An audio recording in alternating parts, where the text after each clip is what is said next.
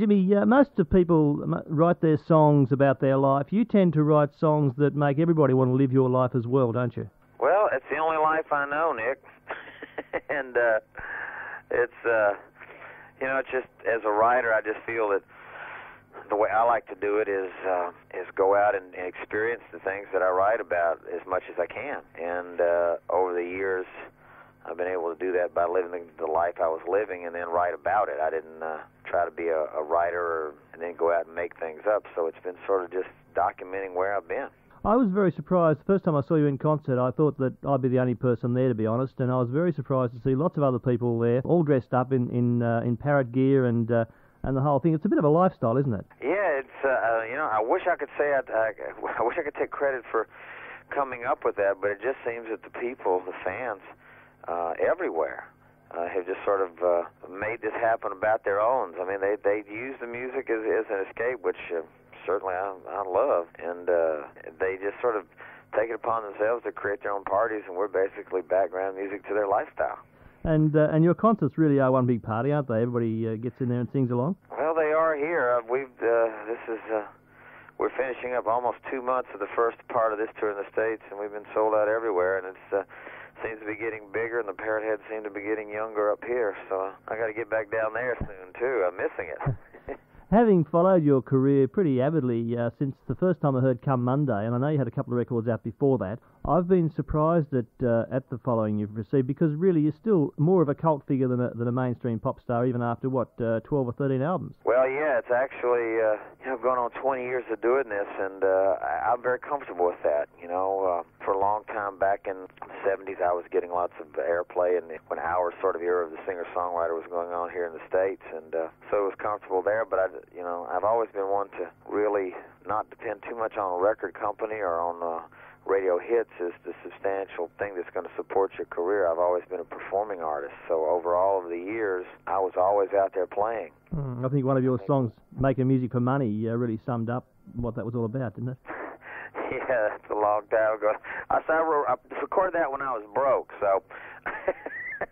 But a lot of those songs you did record when you were broke. Do you find that, or did you find then it was easier to write songs about being broke than it is now? No, I wasn't one that sort of delved into my hard times as a source of material, even when I was first starting out and things were not nearly as successful as they have become. The majority of the stuff that I write about hasn't changed at all, which is escapism or sailing or the Caribbean, which was a huge source of material for me and still is. So those things have been there before me and will remain after. So used those kinds of things for sources of material, and I still go back to them. I mean, I've expanded in the fact that now I'm writing books, but if you look at it, the places where I get my material are pretty much have been good to me, and the well hasn't dried up, so I'm going to stay where I am. Yeah, you talked then about living on the edge of crime, such as a great filling station hold up, and taking food from supermarkets and things.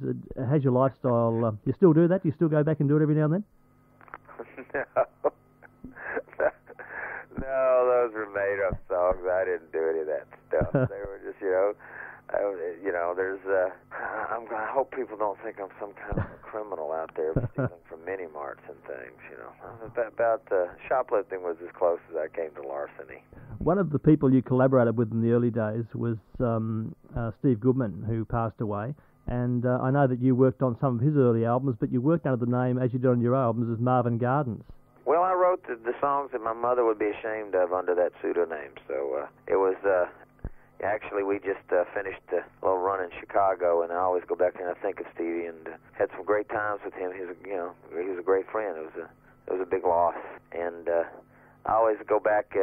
He was such a great songwriter and a great inspiration that I still always try to go back and do a song every now and then when I do a record. That also seems to be, he was a good friend of John Prine, and the same sort of philosophy applies there, I think. Yeah, we all were working a club circuit out of Chicago all about the same time. The two of them were from Chicago. I just happened to be working there, but we all met up during those days when their albums had first come out, and I was working the club circuit in Chicago, and John and I remain friends to this day as well. So you've always been interested in literature, and you've quoted many, on your album, you've quoted many of the great writers. And in fact, you participated in writing the music for the movie Grand Show Deluxe, didn't you, with one of your friends? Yeah, it was my brother-in-law. Right. And those days, it was my first experience in the movies. I haven't done much since then. I guess I had my taste of the movie business. It just happened when you find people that, friends that were compatible doing things. We just sort of tended to migrate towards one another and work in different areas, so it was great. Many of the musicians you work with now, you've worked with for a long time, and I know that I read somewhere once that one of the session musicians in Nashville said that they never go on tour, but they always go with Jimmy Buffett. Well, I think I appreciate that compliment. The thing that I've always really done is I haven't taken a lot of session musicians on tour. We've been, from the very early stages, I really concentrated on players who had an extensive background in road work as opposed to session work. I think that it takes, and I know it takes somebody that has the experience to go out on the road to deal with the odds and ends and the oddball life that it is, and you tend to look for people that can adapt to that lifestyle, and session musicians who play every day in the studio are not necessarily the ones that can do that lifestyle. So I've sort of over the years looked for people who have had extensive experience when I replace somebody, but I know a lot of people I play with in the studio would like to go out with me, but I'm not so sure they would after they spend 3 months, because it's not all roses out here, you know. It's a lot of hard work, and it's a different kind of an existence, and it's got to be something that you can adapt to, or it'll eat you up. We mentioned your affinity with the great writers. How much inspiration do you draw from the great book? Well, I draw as much as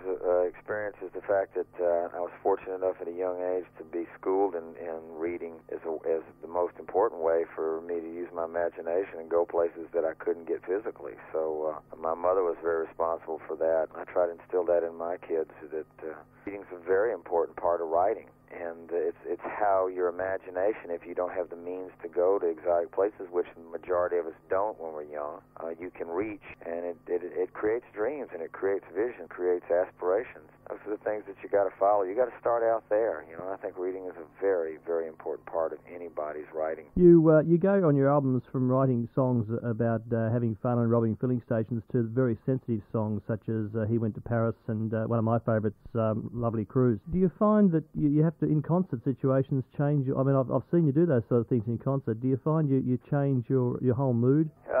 What I try to do in the concert is, obviously, if it was up to me, I'd play about 2 hours of ballads, but I know that that's not a reality because they throw stuff at the stage. I also have quite a few string of party songs, which I researched quite thoroughly in my rocking days, and I realized that people come to the shows for escapism, and I try to give them what I feel is the best overall show, which would include the ballads as well as the rocking up-tempo songs. So what I've always tried to do is put some balance into the show. In the earlier days, it seemed in order to get an audience going, you certainly had to concentrate more on the up-tempo kind of foolish songs. And as things have come along here later, people, once they're into the music, like the ballads as much. So these days, the shows run a great pace. You know, pacing is a very important part of the show. When you figure that, for me, as an example, I've got 17, 18 albums out there now. It's worth of material, and I've only got 2 hours to do it. So it becomes an important part of what you're doing in order to pace it, so you give everybody who's out there a little piece of what they came to hear and see. Well, now you've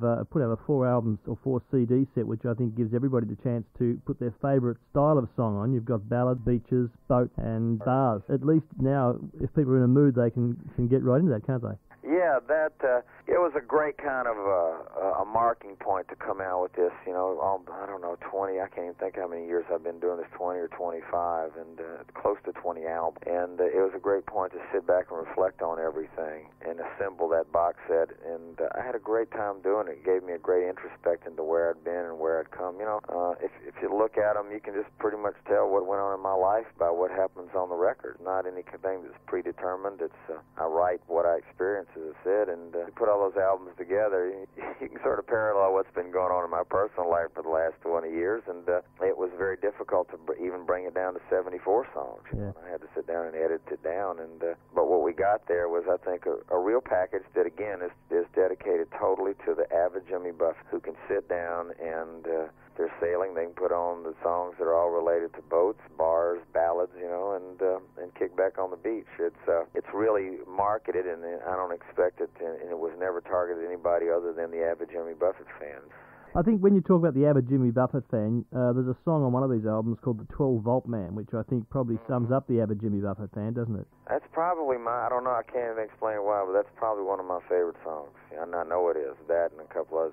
But I don't know what it is about that song, but it really is one of my favorite songs. And I know where I was and what was going on when I wrote it. And that's the thing I did on the box set, is I tried to explain to people in short paragraphs a little of the history of each song. And I sat down and wrote a little piece for each one of the songs, because I think people enjoy knowing that. I know as a consumer I like to know that. And we're in the era of CDs and quick kind of efficient packaging, what doesn't allow for much research and much history of how records are made. And I for one, was always interested as a consumer, and I tried to give a little of that back on this box set. I never tried to make hit records. I tried to make good albums. And when you try to make a good album, I want it to be one piece of music that you can listen to continuously. From my own experiences, when I go out and make a 12-song album, I try to put a pace to it as if it were a show. It's the only thing, that's what I've lived by for 25 years, is the ability to pace shows. And so I do the same thing with the record. I haven't made a new album since Off to See the Lizard, almost 3 years, and I'm going to be going back in the studio soon. So nothing in the technical side of things has altered the way I'm going to make a record. You haven't made an album for 3 years, and the question I was going to ask is, are you finding it harder to get into the studio and make an album? Is it difficult for you? Well, it was a combination of a couple of things. It was a combination of not being happy with the record company and getting some things worked out there, which are, and now I'm in a situation there that I'm very happy with, having my own little label with the distribution situation with MCA. And number two was the book that I've been working on for 2.5 years. Damn near took all of my creative time and efforts to get the book done. But I think the thing that'll show is the discipline I learned in writing a 400-page book and completing a novel applied to songwriting is going to really show. And I think probably, I know for the fact of it'll be more time than I really spent on anything before that. And I think that spending that kind of time that I've gained with the experience will make it a really, really good written record. And is that book also... Is that also aimed at the avid Jimmy Buffett fan? Yeah, as I said before, I don't really particularly care about airplay. If I get a hit record, fine, but I'm going to try to write a really good album. You have now moved into the Madonna League, I suppose, with having your own record deal with a big company. Mm-hmm. How did that come about? Well, it came about because I was mad at them. And they hadn't marketed me very effectively for 20 years, and so things finally came up, and we came to some conclusions, and some things changed. I was spending more time in Nashville, and things were very happening there and in other areas other than country, and so the opportunity presented itself, and there were still people at MCA that saw it was a good opportunity, and again, here we are.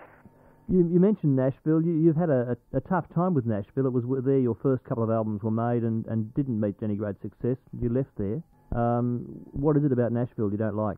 What I don't like about it? Well, it's just, that was 10 or 15 years ago, so things have changed incredibly. I wound up there not out of a musical situation, it was out of a personal situation, and I just took advantage of the fact that I was there to look at what was going on. And what's going on in Nashville is a great influx in America of a lot of great talent other than what you would normally associate with Nashville, which is country. And then on the other level, what people are calling country music today was rock and roll 7 or 8 years ago. So the boundaries of sort of the categories, which I've never been one to particularly care about being categorized, have sort of seams between the categories are wider than the categories themselves. So it's a very creative atmosphere in Nashville. I mean, people from Bob Seger to James Taylor to Mark Knopfler are in through town constantly, and it's very good creative energy for writers and performers there, more so, I believe, than in California and New York. So that's what I'm interested in. That's why I'm there, for the other things that are going on.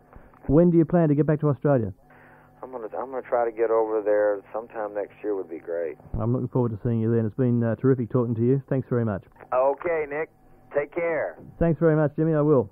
Okay. Thanks, Nick. Talk to you later. Bye. Bye.